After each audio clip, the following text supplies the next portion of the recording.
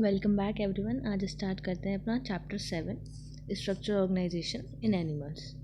In the preceding chapter, you came across a large variety of organisms, both unicellular and multicellular, of the animal kingdom. In unicellular organism, all the functions like digestion, respiration, reproduction are performed by single cell. हमने अपने last chapter में देखा unicellular और multicellular organisms को। अब जो unicellular होते हैं वहाँ पे सारी फंक्शंस जैसे कि डाइजेशन, रेस्पिरेशन, रिप्रोडक्शन कौन परफॉर्म करेगा? एक सिंगल सेल। वहीं पे अगर हम मल्टीसेलर की बात करें तो ये सारे कौन करता है? वहाँ पे ग्रुप ऑफ सेल्स, मतलब जो एक अच्छे से ऑर्गेनाइज हुए रहते हैं सारे सेल, वेल ऑर्गेनाइज मैनर में वो सारे ये फंक्शन परफॉर्म करते हैं मल्टी सेलुलर में। अब जो बॉडी होती है सिंपल ऑर्गेनिज्म की, जैसे कि हाइड्रा की बात की जाए तो डिफरेंट टाइप्स ऑफ सेल्स की बनी हुई है। और अगर वहीं पे जो नंबर ऑफ सेल्स हैं इन each type can be in 1000, मतलब बॉडी तो जो है उसकी अलग सेल्स की बनी है, और वहीं पे अगर जो नंबर है उन टाइप्स में जो नंबर है सेल्स का, वही the number of cell in each type can be 1000, वो थाउजेंड्स में भी जा सकता है। किस में होता है? थाउजेंड्स में होता है। तो human body is compose of billions of cells. Human body billions of cells की बनी है जो बहुत सारे फंक्शंस परफॉर्म करती है। How do the cell in a body work together? कैसे काम करते हैं हमारी बॉडी में? हमें ऑलरेडी पता है, हमने पहले पढ़ा हुआ है कि जो मल्टी सेलुलर एनिमल्स होते हैं वहाँ पे group of similar sales along with intercellular substances एक स्पेसिफिक फंक्शन जो परफॉर्म करते हैं, ऐसी ऑर्गेनाइजेशन को क्या कहते हैं? हम टिश्यू। तो सिंपल सी बात यह है कि जब बहुत सारे सेल्स एग्रीगेट होते हैं या ग्रुप बनाते हैं और साथ में क्या होता है, कुछ इंटरसेलुलर सब्सटेंसेस होते हैं, और जब वो एक स्पेसिफिक फंक्शन परफॉर्म करते हैं तो उन्हें क्या कहा जाता है? टिश्यू कहा जाता है। फिर वैसे ही आगे टिश्यू चल के क्या बनाते हैं? हमारे ऑर्गन बनाते हैं। ऑर्गन के बाद क्या बनता है? ऑर्गन सिस्टम बनता है। तो ये हायरार्की ऐसे ही चलती जाती है, सेल, सेल के बाद टिश्यू, टिश्यू के बाद ऑर्गन, ऑर्गन के बाद ऑर्गन सिस्टम। तो you may be surprise to know that the all complex animal consist of only 4 basic types of tissues. अब इतनी कॉम्प्लेक्सिटी है उसके बावजूद भी सिर्फ 4 टाइप के ही टिश्यूज हैं जो हर आपको कॉम्प्लेक्स एनिमल में मिलेगा। These tissue are organise in a specific proportion and pattern to form an organ. अब ये जो स्पेसिफिक टिश्यू हैं एक ही प्रॉपर प्रपोर्शन में अरेंज हैं। तो these tissues are organise in specific proportion and pattern, क्या बनाने के लिए? ऑर्गन बनाने के लिए, जैसे कि स्टमक, लंग, हार्ट और किडनी। अब वहीं पे when two or more organ perform a common function, जब दो या दो से ज़्यादा ऑर्गन एक कॉमन फंक्शन परफॉर्म करे फिजिकल और केमिकल इंट्रैक्शन के थ्रू, तो साथ में क्या बना लेते हैं? ऑर्गन सिस्टम बना लेते हैं, जैसे कि digestive system, respiratory system etcetera. Cells, tissues, organ and organ system split up the work in a way that exhibit division of labor and contribute to the survival of the body as a whole. अब जो sales हैं, tissues हैं, ये क्या करते हैं? तो जो सेल, टिश्यू और ऑर्गन सिस्टम है अपना अपना काम बांट लेते हैं, split up the work in a way कि क्या देखिए वहाँ पे डिविजन ऑफ लेबर, मतलब जिसका जो काम है वो वही काम करेगा, अपने काम बांट लेते हैं और हर एक काम पर्टिकुलर ऑर्गन को, टिश्यू को, सेल को दिया जाता है, जिससे वो क्या मिलके कंट्रीब्यूट करते हैं कि सर्वाइवल हो सके हमारी बॉडी का। तो इसका मतलब ये है कि सेल, टिश्यू, ऑर्गन, ये सारे ऑर्गन सिस्टम बिल्डअप स्प्लिट करते हैं आप काम को, जो क्या दिखाता है? डिवीजन ऑफ लेबर, मतलब हर एक के पास काम है, हर एक जन काम कर रहा है, चाहे वो सेल हो, टिश्यू हो, ऑर्गन सिस्टम हो, और किस में कंट्रीब्यूट करता है? वो survival of the body as a whole. Now organ and organ system. The basic tissue, as you have learned in earlier classes, organized to form organ, की जो टिश्यू है क्या बनाते हैं? ऑर्गेनाइज होते हैं ऑर्गन बनाने के लिए, which in turn associate to form organ system. फिर वही ऑर्गन क्या बनाते हैं? ऑर्गन सिस्टम बनाते हैं मल्टी सेलुलर ऑर्गेनिज्म में। Such an organisation is essential for more efficient and better coordinated activities of million of cell constituting an organism. अब ये अरेंजमेंट या फिर ये ऑर्गेनाइजेशन ज़रूरी है ताकि जो हमारी एक्टिविटीज़ होती हैं बॉडी में वो एक और अच्छे तरीके से और कोऑर्डिनेटेड, मतलब एक प्रॉपर तालमेल के साथ की जा सके सारी एक्टिविटीज़ हमारी बॉडी में जो भी चलती हैं। Each organ in our body is made up of one or type of tissue. अब जो हर एक ऑर्गन है हमारी बॉडी का, each organ in our body is made up of one or more type of tissue. जो organ है किसका बना है? एक या एक से ज़्यादा टाइप ऑफ टिश्यू को मिला के बना है। फॉर एग्जाम्पल जो हमारा हार्ट होता है वहाँ पे हमें सारे टाइप के टिश्यूज़ मिलते हैं। For example our heart consist of all the 4 types of tissues. तो ये लाइन इंपॉर्टेंट है।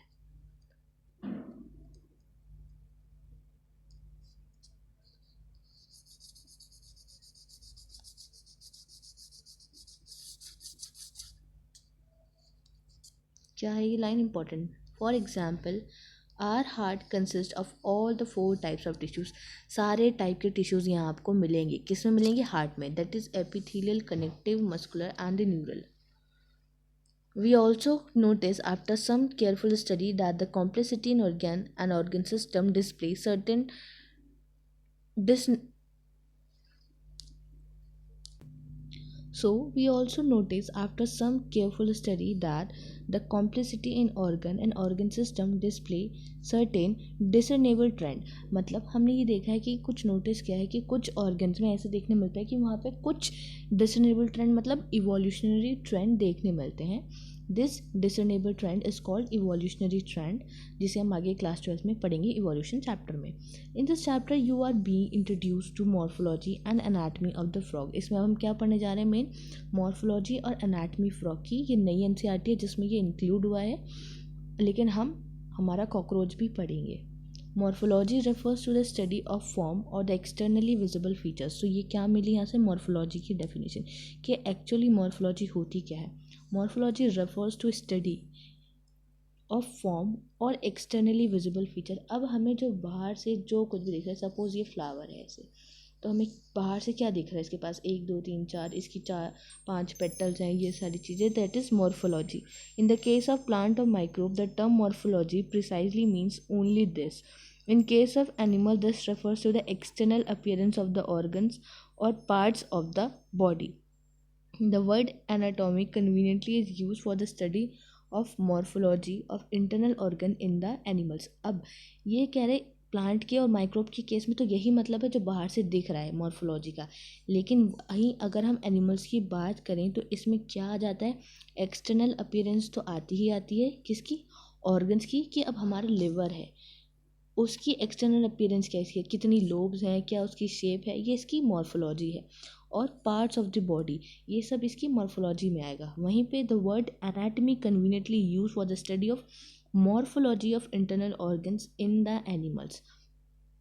अब ये तो हमने देख लिया कि अपीयरेंस कैसी है और उनकी कैसे दिख रहा है और पार्ट्स ऑफ बॉडी क्या क्या है, तो ये सब उसकी मॉर्फोलॉजी हुई. वहीं पर जो एनाटमी है वो किस लिए यूज़ की जाती है? कि अब उसकी मॉर्फोलॉजी, इंटरनल ऑर्गन्स जो प्रेजेंट है उनकी मॉर्फोलॉजी को पढ़ना, दैट इज़ एनाटमी. वहीं पे अगर हम एनिमल्स की बात करते हैं तो वहाँ पे जो एनाटमी वर्ड है वो यूज़ किया जाता है किसके लिए?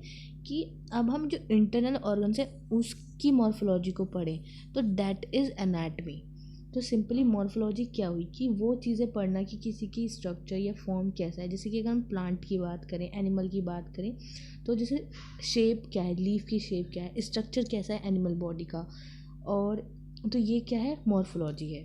ठीक है. और वहीं पे एनाटमी की बात करें तो वहाँ क्या है कि स्ट्रक्चर कैसा है, स्पेशली बॉडी पार्ट्स की, बॉडी पार्ट का स्ट्रक्चर कैसा है, वो कैसे काम करती हैं. तो इट्स लाइक जैसे कि अगर हम डिफरेंट पार्ट्स देखें किसी भी पर्सन की या एनिमल की या प्लांट की, फिर ये देखें कि वो कैसे काम करता है.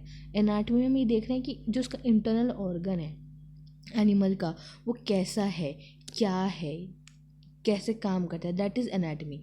ठीक है. तो वही यहाँ कहा गया है कि अब मॉर्फोलॉजी बाहर से क्या दिख रहा है उसका, बस दैट इज़ मॉर्फोलॉजी होगी. अब हम देख ली वो मॉर्फोलॉजी. अब हम जो हमारी बॉडी में इंटरनल स्ट्रक्चर है उसकी मॉर्फोलॉजी को पढ़ना, that is anatomy.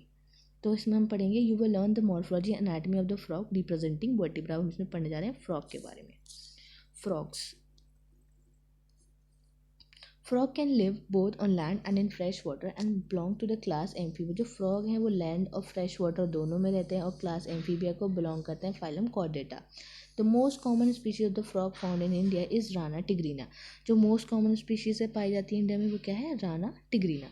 They do not have constant body temperature. इनका कॉन्स्टेंट बॉडी टेम्परेचर नहीं होता. That is poikilothermals. हमने एनिमल किंगडम में भी पढ़ा है. Cold blooded animal. Their body temperature varies with the temperature of the environment. इनका body temperature with environment very करता है. अगर इन्वायरमेंट 36 डिग्री सेल्सियस है तो ये अपना बॉडी का टेम्परेचर भी उतना कर लेंगे. अगर यहाँ पे 20 डिग्री है तो ये भी इतना कर लेंगे. तो उनका बॉडी टेम्परेचर विद इन्वायरमेंट के टेम्परेचर से चेंज होता रहता है. Such animals are called cold-blooded or poikilotherms. You might have also noticed changes in the color of the frog. हम क्या देखते हैं कि उसके जो कलर होता है फ्रॉग का वो भी चेंज होता है. While they are in grasses and on dry land. They have the ability to change the colour to hide them from their enemies. तो उनके पास कौन सी प्रॉपर्टी होती है? कॉमोफ्लेज वाली भी प्रॉपर्टी होती है, अपने एनिमी को देखते ही वो अपना कलर चेंज कर सकते हैं।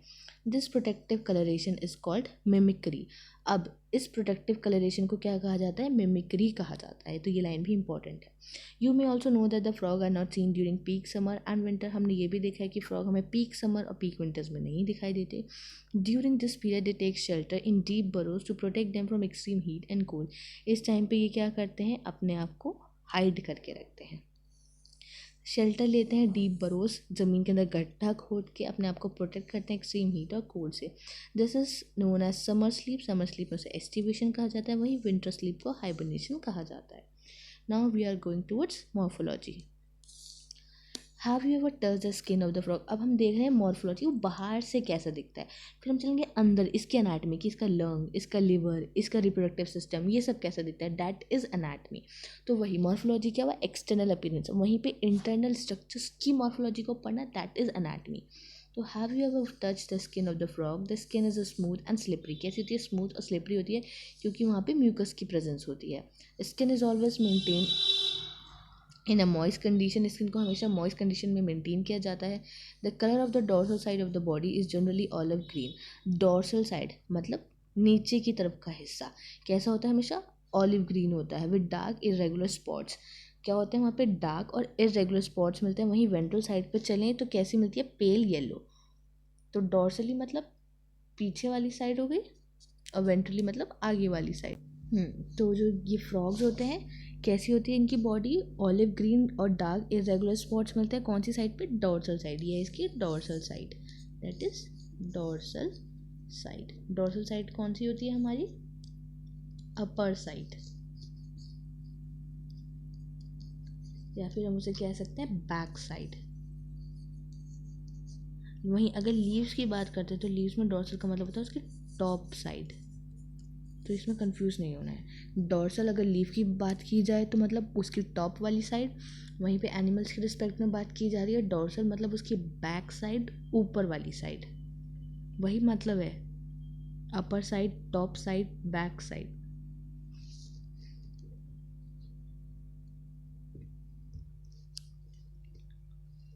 और वेंट्रल साइड कैसी होती है उसकी स्किन? यूनिफॉर्मली पेल। देखिए यहाँ से देखिए ना, हल्की हल्की pale yellow type.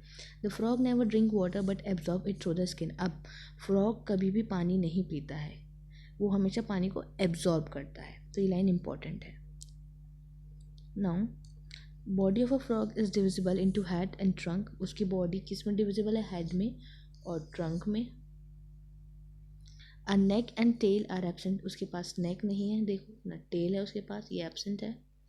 Above the mouth a pair of nostril. अब देखते हैं, अच्छे से देखते हैं। अबव द माउथ, माउथ के ऊपर क्या मिलता है उसे? पेयर ऑफ नॉस्ट्रल्स मिलता है, is present. Eyes are bulged and covered by a nictitating membrane. Eyes कैसी होती है? देखो इसकी आइज कैसी है? बर्ज्ड आउट है। और वहाँ पे क्या मिलती है हमें? निक्टेटिंग मेम्ब्रेन मिलती है।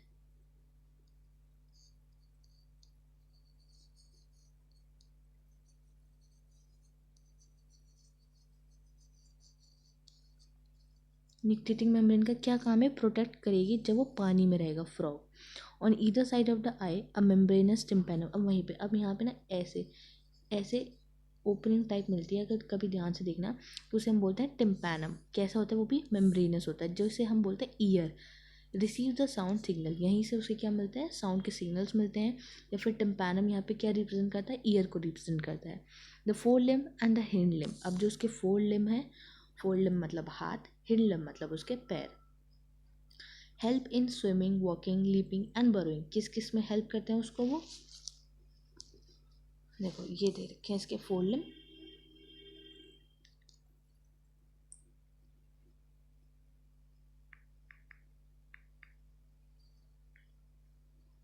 ये फोर लिम्स, ये हैंड लिम्ब। तो फोर लिम्ब और हैंड लिम्ब किस किस में हेल्प करते हैं उसकी? स्विमिंग में, स्विम करने में, वॉक करने में, लीपिंग में एंड बरोइंग में। लीपिंग का मतलब होता है जंपिंग, कूदने में। तो कहाँ क्या हेल्प कर रहे हैं उसके?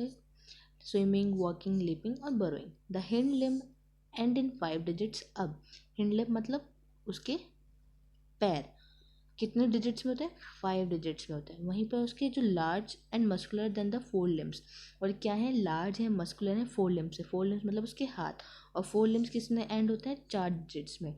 तो मतलब 5 तो इसके पास क्या है, 5 डिजिट्स क्या है इसके, कहाँ मिलेंगी, हाइंड लिम्स में,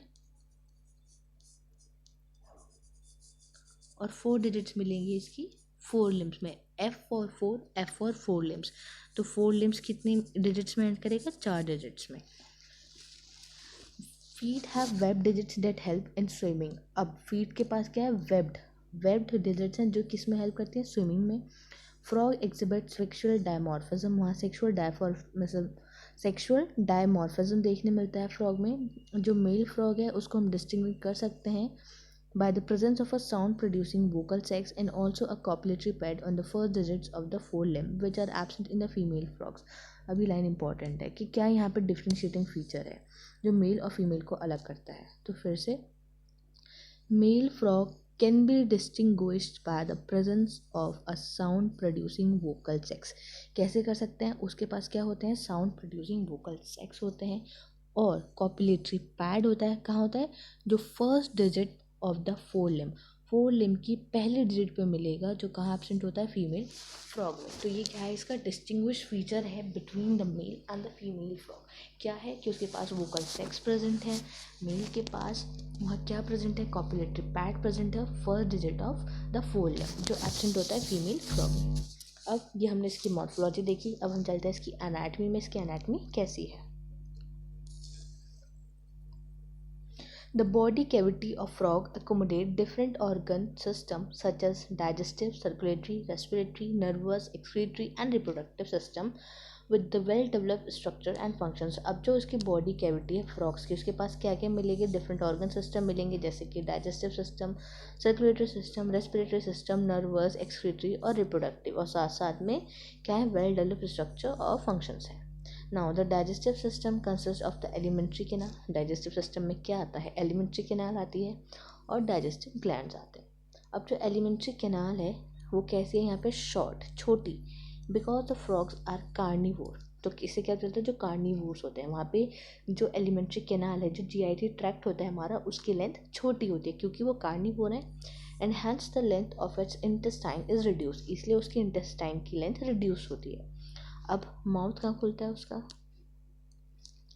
the mouth opens into the buccal cavity that leads to the oesophagus through pharynx. अब तो हम लिख सकते हैं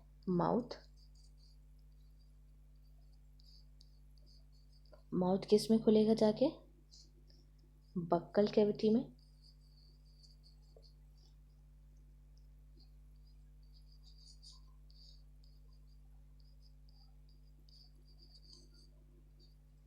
और बकल कैविटी किधर जाती है, ईसोफेगस तक जाती है हमारी,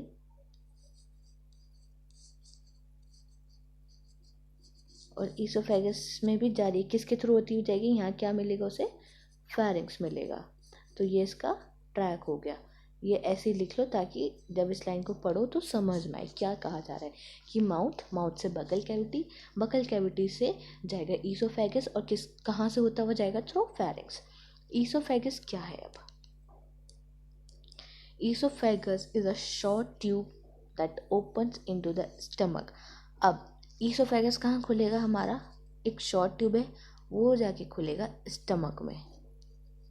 तो ये ऐसे बनाते जाओ ताकि ये याद हो जाए फ्लो चार्ट की फॉर्म में। माउथ से बकल कैविटी, फेरिंग से होते हुए ईसोफेगस के बाद stomach, which in turn continue as the intestine, rectum and finally open outside by the cloaca. अब स्टमक से चलेगा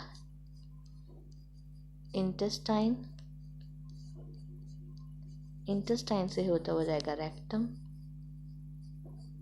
और रेक्टम से होता हुआ बाहर जाएगा वो कहाँ पे खुल जाएगा, क्लोका में, क्लोका। तो ये पूरा फ्लो चार्ट की फॉर्म में इसे ऐसे ही ड्रॉ कर लो, माउथ बकल कैविटी से तुम कह सकते हो फेरिंग्स, या फेरिंग्स से होता हुआ ईसोफेगस से स्टमक से इंटेस्टाइन से रेक्टम से क्लोका। नाउ तो ये क्या था इसका पूरा एलिमेंट्री ट्रैक्ट वाला ट्रैक, कि क्या है, यहाँ तक कैसे पहुँचेगा। नाउ लिवर क्या करता है? Liver secretes the bile that is stored in the gall bladder. Liver bile secrete करेगा जो कहाँ स्टोर होगा? गॉल ब्लैडर में स्टोर होगा। पेनक्रियास क्या है? डाइजेस्टिव ग्लैंड है। क्या प्रोड्यूस करेगा? Pancreatic juice. Pancreas a digestive gland produces pancreatic juice.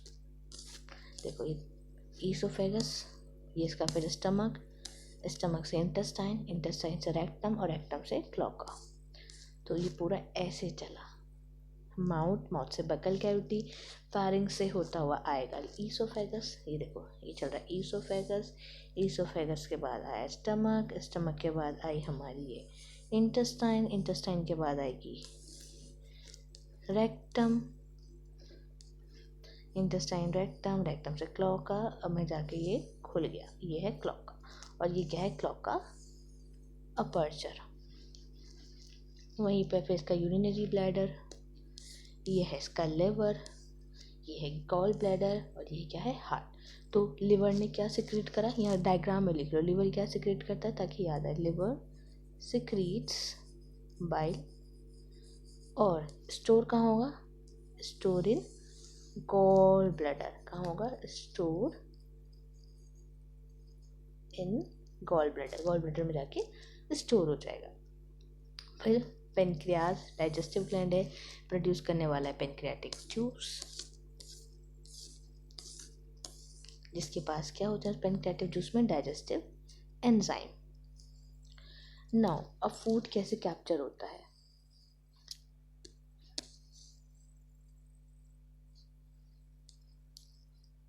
Food is captured by the bilobed tongue. अब टंग कैसी है? उसकी दो लोब्स हैं। कैसे होता है? ऐसे दो लोब्स होंगी। कौन कैप्चर करता है? बाइलोब टंग।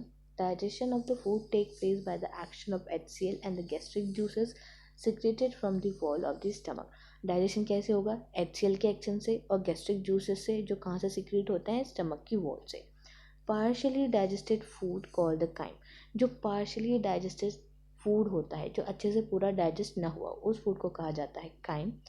फिर वो पास होता है स्टमक से to the first part of the small intestine. कहाँ जाएगा स्टमक से होता हुआ? इंटेस्टाइन के पहले पार्ट में, जो क्या है? डिडोनम।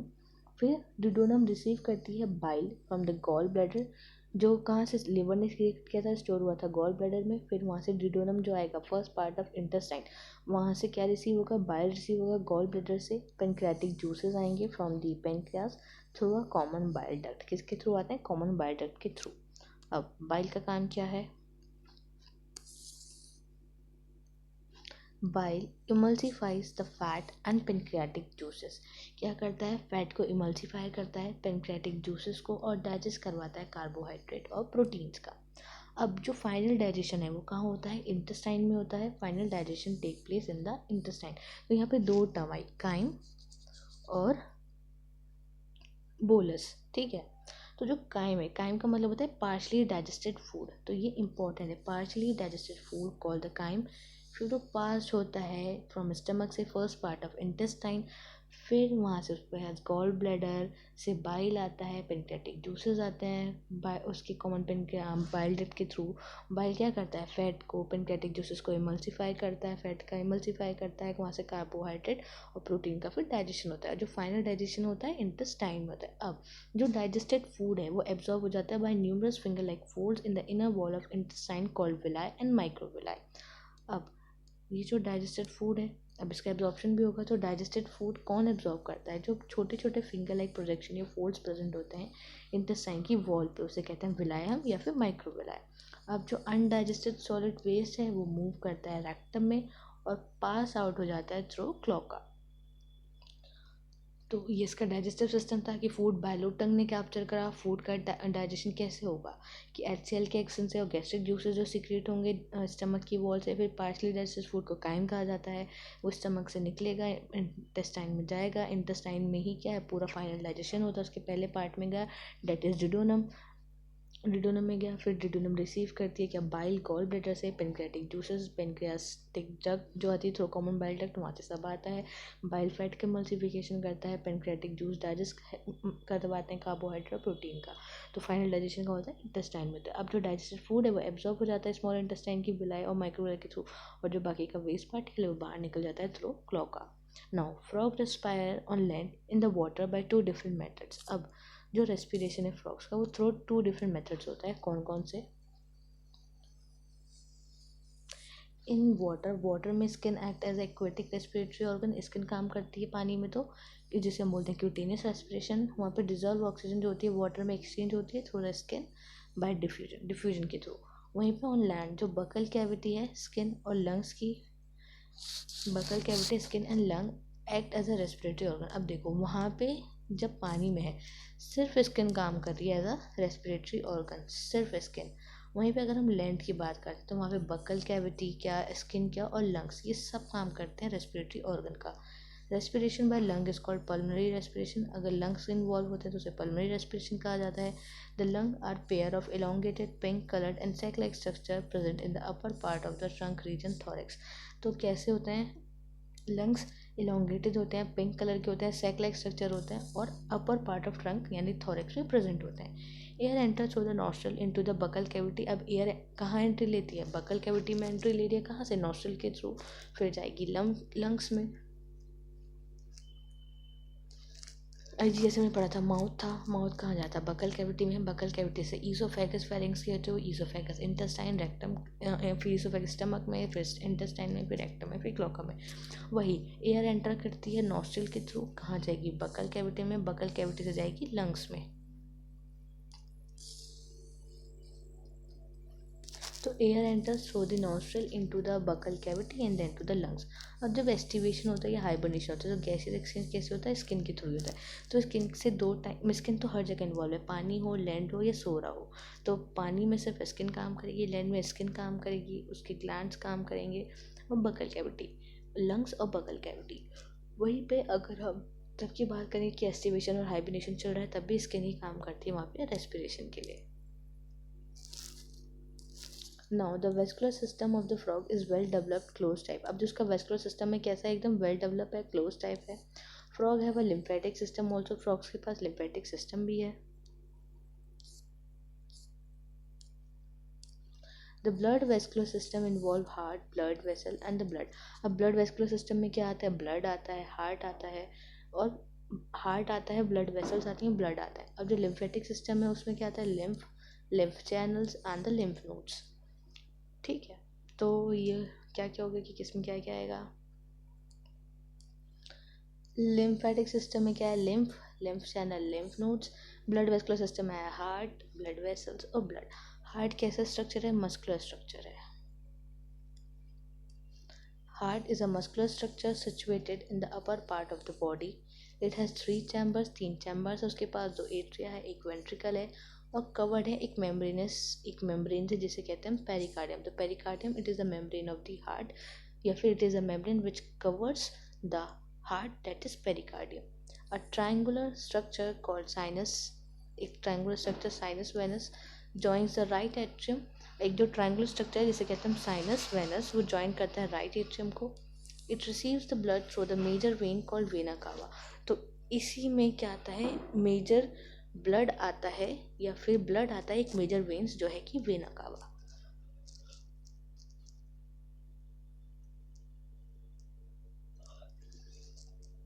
वहीं पे अगर बात करें वेंट्रिकल की, the ventricle opens into a sac like conus arterius on the ventral side of the heart।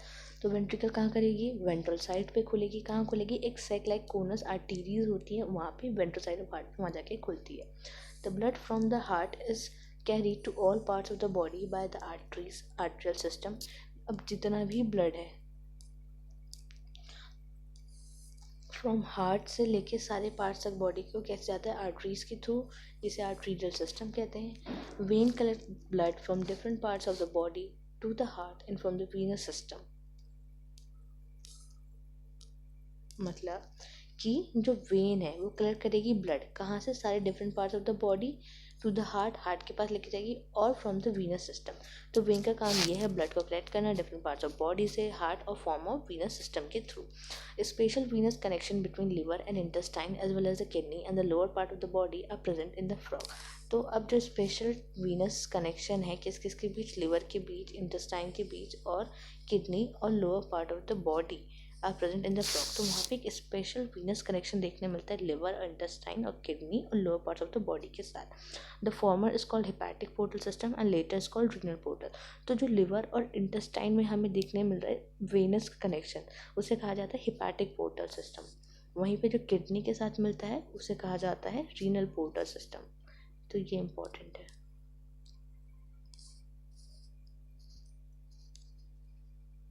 कि जो लिवर और इंटेस्टाइन के साथ मिला दैट इज हेपेटिक पोर्टल, ये हेपेटिक पोर्टल सिस्टम, और वहीं जो किडनी के साथ मिलता है दैट इज रीनल पोर्टल। क्या लिख लेते हैं, the former is called hepatic portal system and the later is called renal portal. hepatic किस में है, किडनी, वो सॉरी लिवर एंड इंटेस्टाइन। वहीं पे जो रीनल पोर्टल है कहाँ है, kidney and lower parts.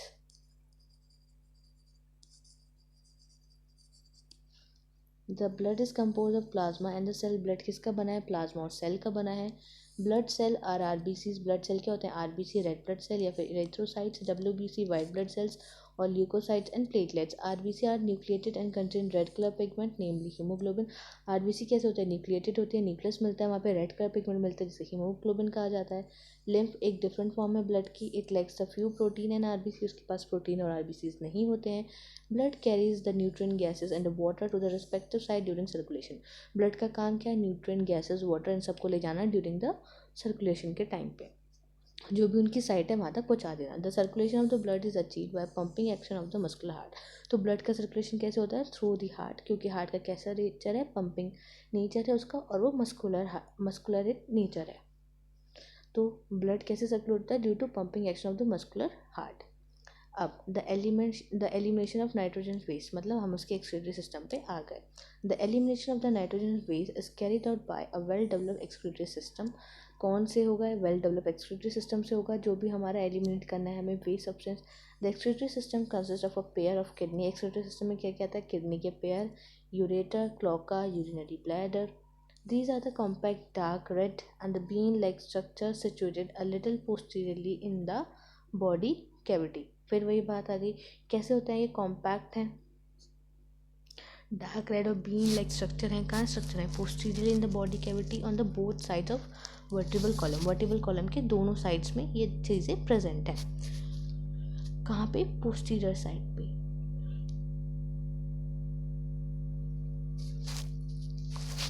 Each kidney is composed of several structure and the function unit called uriniferous tubules और नेफ्रॉन्स। तो किडनी के पास क्या मिलेंगे, यूरिनिफेरस टिब्यूल या फिर नेफ्रॉन्स। तो नेफ्रॉन्स का दूसरा नाम क्या हुआ, uriniferous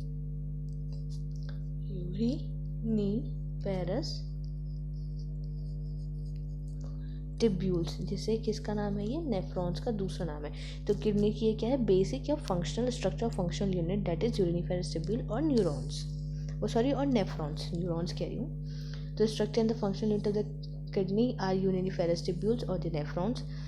Two ureter emerge from the kidney in the male frog. The ureter act as a urogenital duct which open into the cloaca.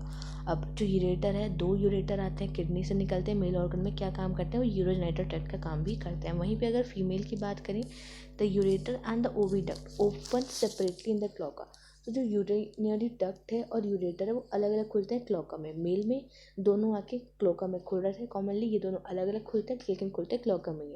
A thin walled urinary bladder is present ventral to the rectum which also opens into the cloaca. अब एक urinary bladder भी present होता है जो कहाँ होता है, rectum के वेंट्रल साइड पे होता है, मतलब वेंट्रल मतलब आगे की तरफ, ठीक है। Which also opens into the cloaca, वो भी कहाँ खुलता है, क्लोका में खुलता है। फ्रॉग एक्सक्रीट यूरिया एंड दस is a ureotelic animal. Frog क्या एक्सक्रीट करता है, यूरिया एक्सक्रीट करता है, इसे यूरियोटेलिक एनिमल कहते हैं।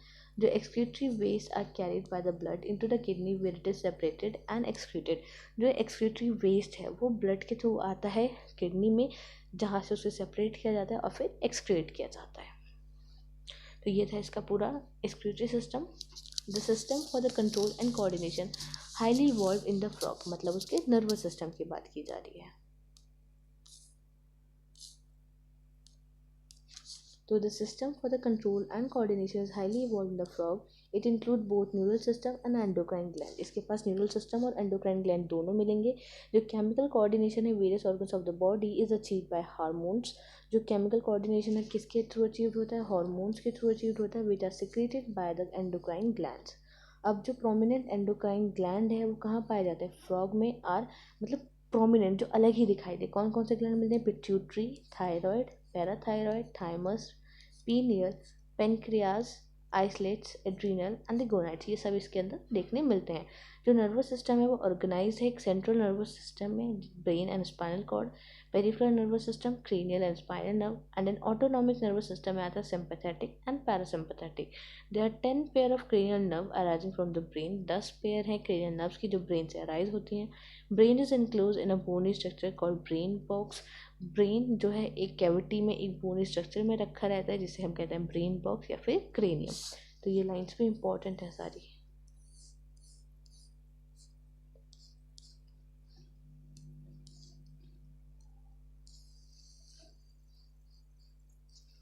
अब जो ब्रेन है वो भी डिवाइडेड है इनटू 4 ब्रेन, मिड ब्रेन और हिंड ब्रेन.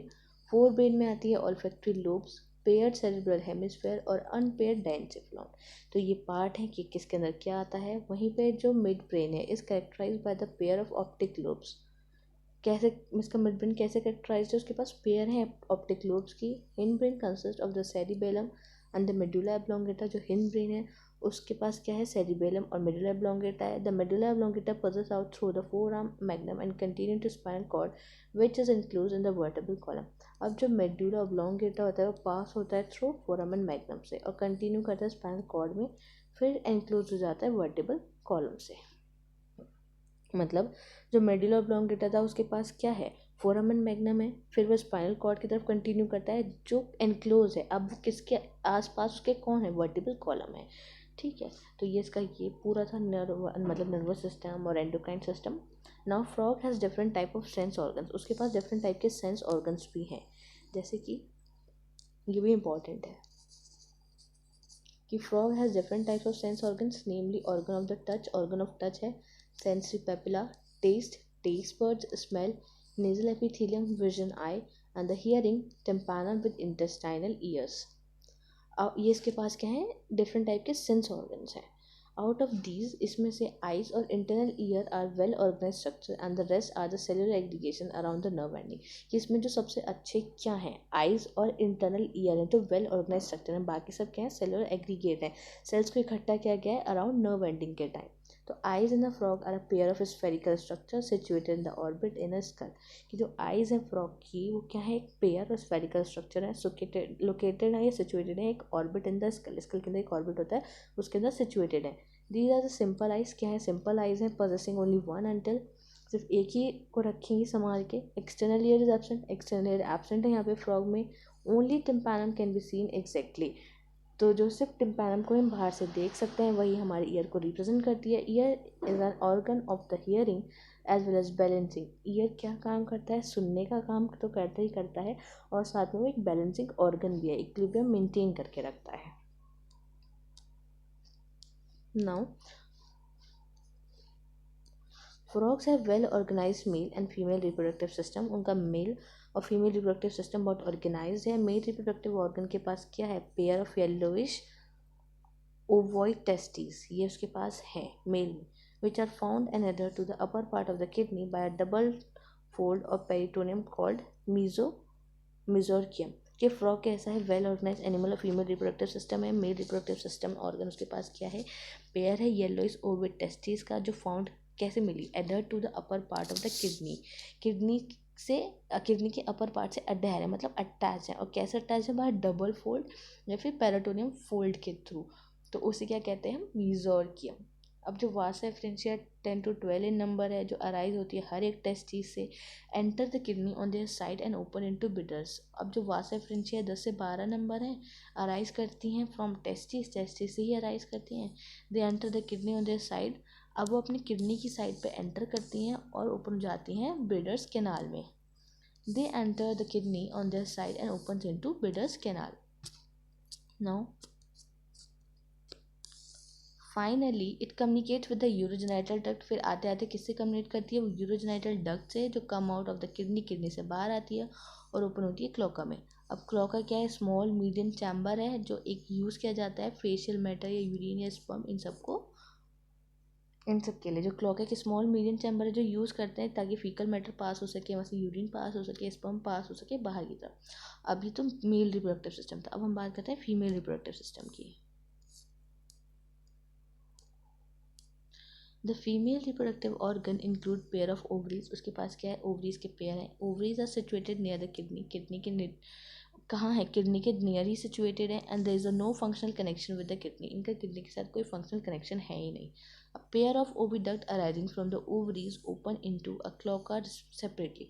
अब जो पेयर है ओविडक्ट का कैसे अराइज होता है, ओवरी से, और ओपन का होता है क्लोका में separately. A mature female can ले 2500 to 3000 ओवा एट अ टाइम। एक जो मेच्योर फीमेल होती है वो 2500 से 3000 तक ओवा रिलीज करती है एक टाइम पे। फर्टिलाइजेशन इज एक्सटर्नल, फर्टिलाइजेशन कैसा है, एक्सटर्नल है, and take place in water. कहाँ पे होता है फर्टिलाइजेशन, पानी के अंदर। Development involves a larval stage जिससे वो लगता है टेडपोल, इसलिए क्या होता है यहाँ पे इनडायरेक्ट डेवलपमेंट देखने मिलता है। टेडपोल मेटामॉर्फोसिस में जाता है ताकि वो एडल्ट बन सके। फ्रॉग कैसे हैं, बेनिफिशियल है मैनकाइंड के लिए क्योंकि ये इंसेक्ट को ईट करते हैं और क्रॉप को खा जाते हैं। Frog maintain ecological balance because these serve as an important link of food and chain and food web in the ecosystem. In some countries, the muscular leg of the frog are used as a food by man. अब जो frog जो है ecological balance भी maintain करते हैं क्योंकि वो एक इम्पॉर्टेंट लिंक है फूड चेन और फूड वेब का। अब पूछे क्यों करते हैं, क्या है ऐसा इसमें, तो क्या है, ये एक इम्पॉर्टेंट लिंक है फूड चेन और फूड वेब में, इसलिए वो बेनिफिशियल है मैनकाइंड के लिए। In some countries the muscular leg of the frog are use as a food by man. और कुछ ऐसी कंट्रीज हैं जहाँ पे मस्कुलर लेग जो है फ्रॉग का उसे एज अ फूड की तरह यूज़ करते हैं मैन। तो ये था इसका पूरा आगे का कि कैसे कैसे क्या कम्युनिकेट करता है। यूरिन डक्ट आके फिर सीधा खुलता है किडनी में, वो किडनी खुलती है क्लोका में, क्लोका एक स्मॉल मिडियम चैम्बर है जैसे फीकल मैटर यूरिन स्पर्म सब पास होता है मेल में। वही फीमेल की बात की जाए, वहाँ पेयर ऑफ ओवरीज आती हैं, ovary near the kidney situated है, इनका कोई फंक्शनल कनेक्शन है ही नहीं किडनी के साथ। जो ओविडक्ट का पेयर है, तो ओवरीज जो है ओपन होती हैं क्लोका में सेपरेटली। जो मेच्योर फीमेल है वो 2500 से 3000 ओवर रिप्रोड्यूस मतलब प्रोड्यूस करती है at a time. Fertilisation external होता है, विंटर्स में होता है, और डेवलपमेंट में क्या होता है, larval stage that is called tadpole. Indirect development, tadpole Metamorphosis में जाता है ताकि वो एडल्ट बन जाए। फ्रॉग क्या है, बेनिफिशियल है मैनकाइंड के लिए क्योंकि ये ईट खाते हैं इंसेक्ट्स को और इंसेक्ट्स को प्रोटेक्ट करते हैं क्रॉप को। Frog maintain ecological balance maintain करता है क्योंकि ये रिसीव करते हैं important link of food chain और food web in the ecosystem. कुछ कंट्रीज़ हैं जहाँ पे मस्कुलर लेग जो है फ्रॉग के उसको यूज़ करते हैं as a food by man. तो यहाँ पे हमारा जो फ्रॉग था वो पूरा कंप्लीट हो गया। पता है कि एक बार जब हम रीड करते हैं और नई चीज़ है तो उतने अच्छे से समझ नहीं आती, तो जितनी बार हम इसको रीड करेंगे, जितनी बार रीडिंग लगाएंगे, पढ़ते जाएंगे, उतनी बार इसकी फ्रॉग की सारी चीज़ें क्लियर हो जाएंगी। ऐसा कुछ है नहीं, पहले हमने देखा इसकी मॉर्फोलॉजी क्या है, कैसे दिखता है बाहर से, डॉर्सल साइड कैसी है, डार्क ग्रीन स्पॉट, अंदर वाली पेल है, ये सारी चीज़ें। फिर इसके हम एनाटमी में आए कि इसके पास digestive system, reproductive system, excretory, respiratory सारे फंक्शंस हैं और ये सब कैसे कैसे काम करते हैं। तो इसको एक बार दोबारा से रीड आउट करना, जितना रीड करोगे समझ समझ के करोगे उतना चीज़ें याद होंगी। तब मिलते हैं फिर नेक्स्ट वीडियो में, तब तक के लिए थैंक यू।